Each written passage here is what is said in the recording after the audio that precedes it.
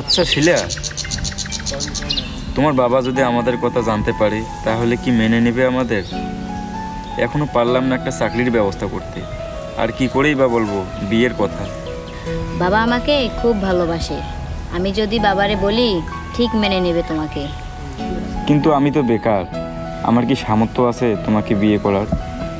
তবে একটা কথা বলতে পারি, শাড়ি গহনা না দিতে পারি, কিন্তু আমি তোমাকে অনেক সুখে রাখবো। অনেক ভালোবাসি তোমায় শিলা। সুখ টাকায় থাকে না বলু, সুখ থাকে মনের ভালোবাসায়। আমার পাশে যদি তুমি থাকো তাহলে তোমার ওই ভাঙা ঘরেও থাকতে রাজি আছি।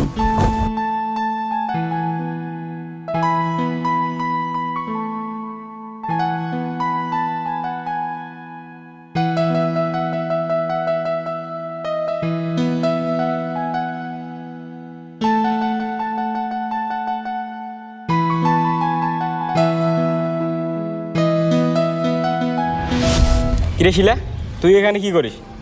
বলু কি অবস্থা? এই শিলার সাথে তোমার কি দরকার? কিছু না ভাই, এই দেখা হয়ে গেল ওর সাথে। ও শিলা, বিকাল গড়িয়ে আসতেছে, বাড়িতে চল। ভাইয়া আমি কি আমি করতেছিস? ভাইয়া আমি তোমাকে কিছু বলতে চাই। হ্যাঁ বল, আগে বাড়ি চল তারপর বলিস। না ভাইয়া, এখনই বলতে হবে। ভাইয়া বুলুকে আমি ভালোবাসি, আর বুলু আমাকে ভালোবাসে। হ্যাঁ কি বলছিস এসব? বাবা যদি জানতে পারে তাহলে কখনো মেনে নিবে না। কিন্তু কেন ভাইয়া? বুলু তো অনেক ভালো ছেলে। শোন, তোর বয়স এখনো খুব কম, তুই এখন এসব বুঝবি না। চল এখনই বাড়ি চল। আর বলু, তোমাকে বলছি আমার বোনের আশেপাশে যেন আর তোমাকে না দেখি। চল শিলা। ভাইয়া আমার কথাটা শোনো। এবার সব কথা বাবার সামনে হবে। চল বাড়ি চল।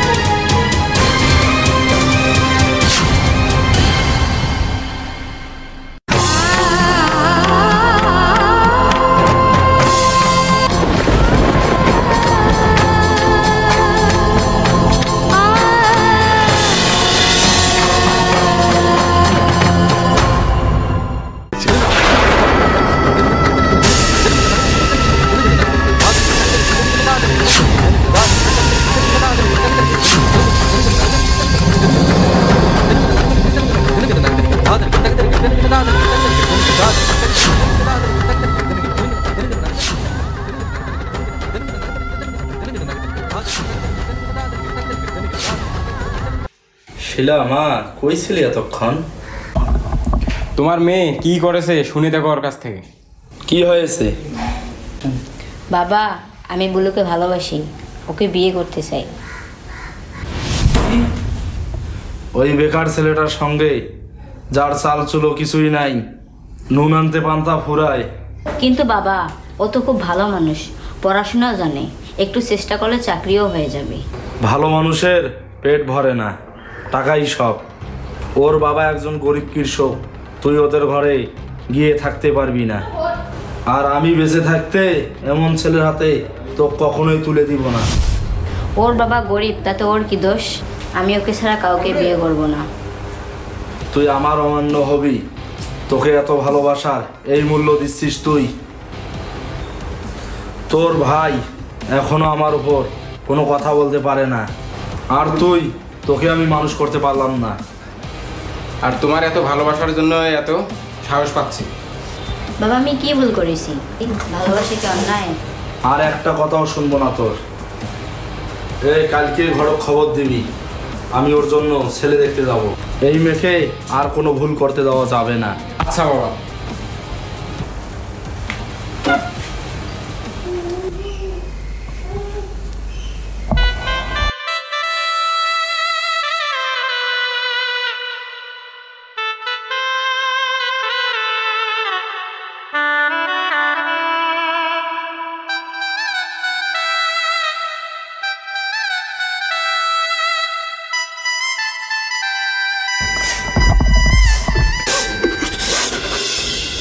বাবা, বাবা, কি হলো রে, এভাবে ডাকছিস কেন? বাবা, ঘটকের সাথে আমার কথা হয়েছে। মোল্লাবাড়ির ছেলে তরিকুল ওর বিয়ের জন্য মেয়ে খুঁজতেছে।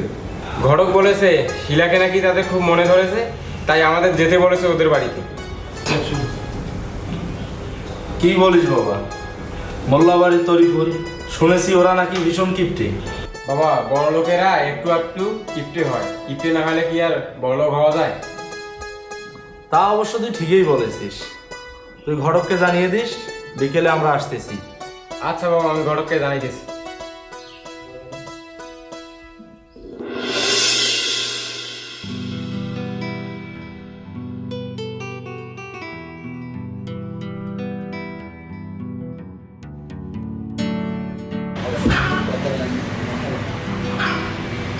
আসসালামু আলাইকুম মোল্লা সাহেব।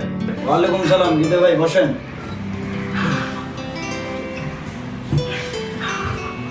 এই রোদের মধ্যে হৃদয় সাহেব আসছে, একটু শরবত নিয়ে আসো যাও। আচ্ছা। হৃদয় সাহেব কি মনে করি আমার বাসায়? মোল্লা বাবু, আপনার ছেলের সঙ্গে আমার মেয়ের বিয়ের প্রস্তাব নিয়ে এসেছি। হ্যাঁ হ্যাঁ, শুনেছি তোমার মেয়ে দেখতে নাকি অনেক সুন্দর। আমার ছেলেও তো খুব পছন্দ করেছে। তবে শোনো, হঠাৎ করে যদি সব কিছু ঠিক হয়ে যাচ্ছে তাহলে আমি আর বেশি খরচ করতে পারবো না। শুধু সাদামাটা বিয়েটা হবে। আর বোঝোই তো তরিগুলোর মা বেছে নেই, তাই বিয়ের এত আচার নিয়ম করার কেউ নাই। হ্যাঁ, আমরা বুঝতে পেরেছি। অল্প কিছু লোক ডেকেই বিয়েটা দিয়ে দেবো, সমস্যা নেই। না না বাবা, লোকজন ডাকার কি দরকার? আমার ছেলে যাবে আর তোমাদের মেয়েকে বিয়ে করে নিয়ে চলে আসবে। এ আবার কেমন বিয়ে?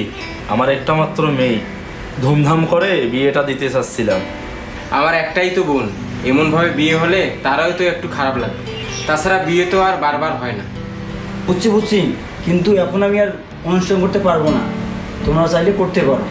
ঠিক আছে, আমরাই সব ব্যবস্থা করবো। আচ্ছা, তাহলে অভিজ্ঞতা হইলো। আচ্ছা ভাই, আজ উঠি।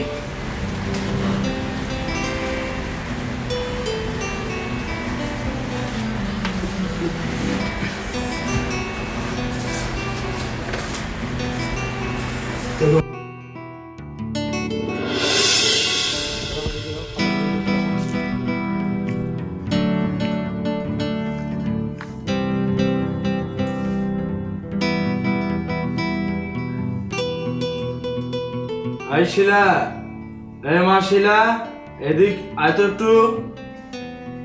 হ্যাঁ বলো বাবা। তোর বিয়ে ঠিক করে এসেছি। বিয়ে ঠিক করছো মানে? কার সাথে?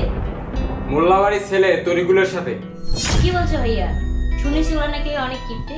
আরে শোনো, আমি এখন বিয়ে করব না, বিয়ে করলে ওই বুলোকেই বিয়ে করবো। কিপটে তাতে কি হয়েছে? তারা এক কথায় জমিদার, টাকা পয়সার কোনো অভাব নাই, তুই অনেক সুখে থাকবি। টাকা পয়সা আমার চাই না বাবা, আমার শুধু বুলোকেই চাই। দেখো ও ঠিক একটা চাকরি পেয়ে যাবে। তুই আমার কথার আবদ্ধ হলে আমার মরা মুখ দেখবি। বাবা, এই নিয়ে তোর সাথে আর আমি কথা বলতে চাই না, তুই ঘরে চলে যা।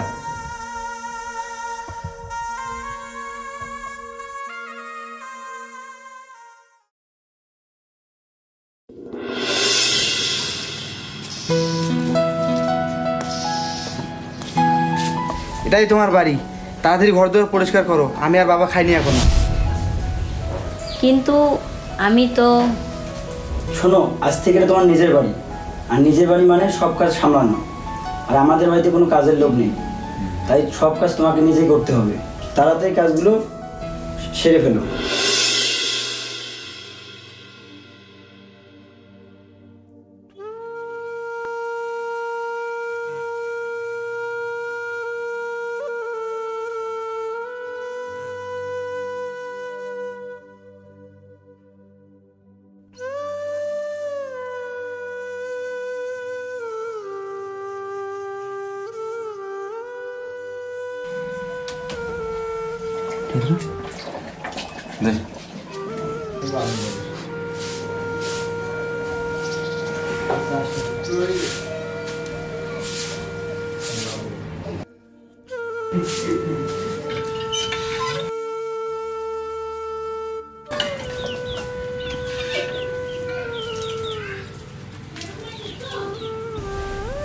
সকাল থেকে খাওয়ান পেটে যায়নি, তোমার রান্না এখনো হয়নি? নতুন বউ হয়ে আসলাম আর শুরুতে এত কষ্ট।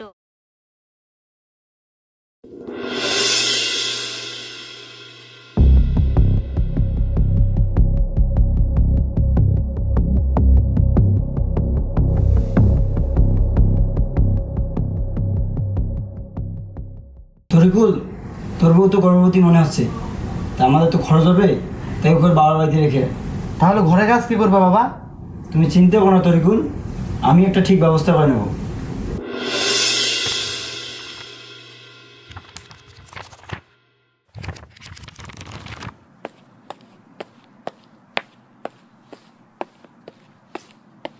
ডাক্তার সাহেব, ডাক্তার সাহেব আছেন?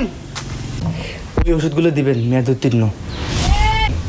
এগুলো তো মেয়াদ উত্তীর্ণ ঔষধ। আপনার রোগী যদি এগুলো ওষুধ খায়, আপনার রোগী কিন্তু মারাও যেতে পারে। এত আপনার দেখার দরকার নাই, সেটা আমরা বুঝে নেব। আপনাকে টাকা দিচ্ছি, আপনি যে কাজটা করে চলে আসবেন। আচ্ছা, আমার আর কি, আমার তো টাকা পেলেই হচ্ছে। হ্যাঁ, টাকা নেন, এখন চলেন। আচ্ছা ঠিক আছে।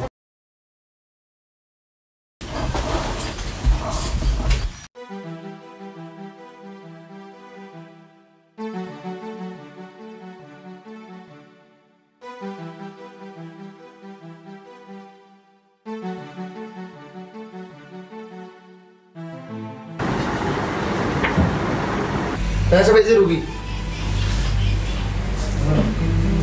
এখানে বসেন।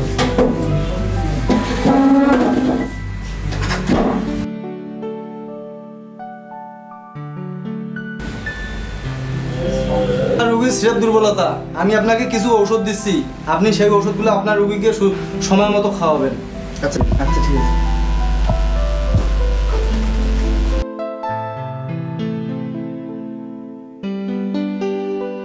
এই যে ঔষধ দিলাম, রাখেন। আর রোগীর একটু যত্ন নেবেন। দেন, চলুন। ডাক্তার সাহেব, ওষুধ তো দিলেন, তা কতদিনের মধ্যে মারা যাবে? আপনার রোগী অল্প দিনের ভিতরে মারা যাবে। আমি সেরকমই ওষুধ দিয়েছি যেগুলো মেয়াদ উত্তীর্ণ। আচ্ছা ঠিক আছে, চলুন।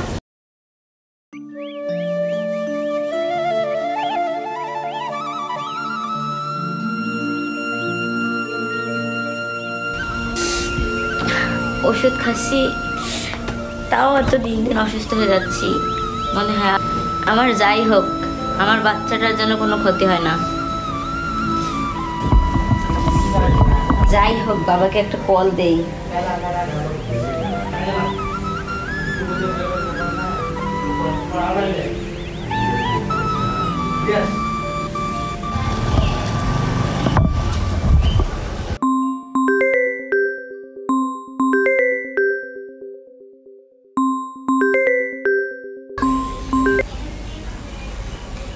হ্যালো মা, কেমন আছিস? সুস্থ আছিস তো? না বাবা, আমি একদমই ভালো নেই। আমি আর পারছি না, আমাকে তোমার কাছে নিয়ে যাও। এমন কথা বলিস না মা, এই সময় তোর ওখানে থাকাই ভালো হবে। জামাই তোর খেয়াল রাখতে পারবি। হ্যাঁ বাবা, সে তো আমার খুব খেয়াল রাখে, এত খেয়াল রাখে যে আজ আমার এই অবস্থা। কেন মা, কি হয়েছে তোর? কিছু না বাবা, আমি তো তোমাদের কাছে বোঝা। আমার কথা নাই বা শুনলে, রাখছি বাবা, আমার কথা বলতেও অনেক কষ্ট হচ্ছে।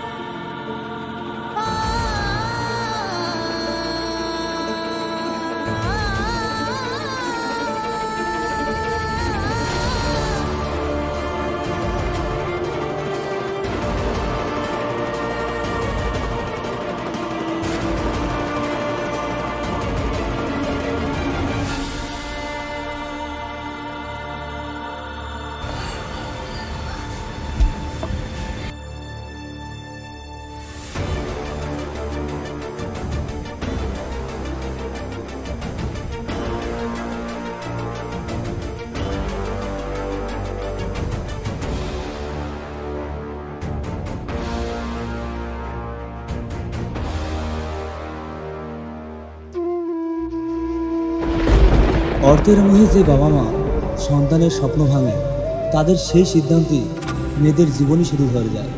সন্তানের ইচ্ছাকে অমান্য করে সুখ কখনোই আসে না। ভালোবাসা আর সম্মানেই গড়ে ওঠে সত্যিকারের পরিবার।